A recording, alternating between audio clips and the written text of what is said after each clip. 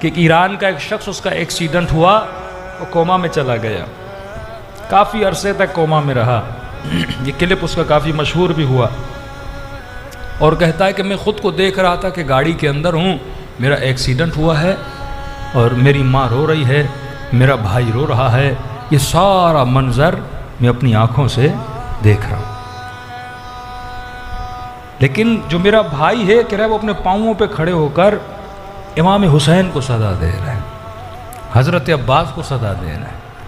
میری ماں رو رو کے کہہ رہی ہے کہ امام رضا ہم تیری زیارت پہ آئے تھے، واپسی میں ایکسیڈنٹ ہو گیا ان کا، میں اپنا بیٹا تجھ سے مانگتی ہوں۔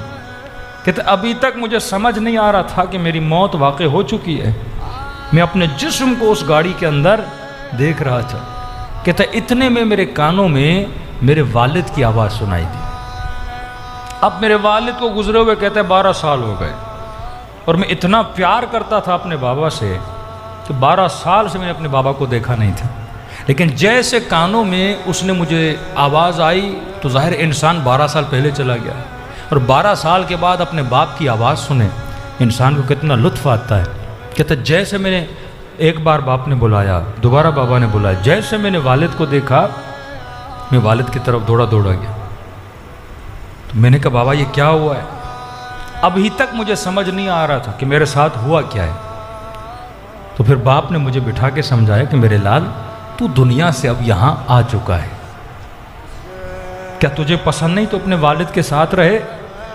میں نے کہا وہ تو صحیح ہے، میں آنے کے لیے بھی تیار ہوں، لیکن میں نے اپنے باپ کو کہا مجھ سے میری ماں کا رونا دیکھا نہیں جاتا، تم دیکھ نہیں رہے کہ اماں کتنی تڑپ رہی ہے، تڑپ تڑپ کے مجھے بلا رہی ہے۔ تو والد نے کہا میرے ہاتھ میں کچھ نہیں ہے۔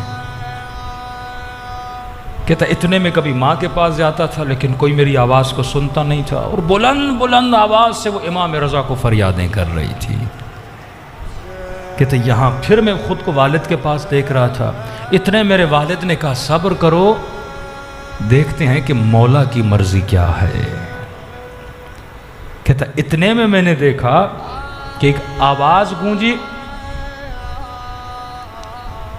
کہ مولا آنے والے ہیں۔ ایک سبز نور پیلے لباس کا لباس پہنا ہوا تھا، اور جیسے قریب آئے تو میرے بابا نے کہا یہ امام رضا ہیں جو آ رہے ہیں۔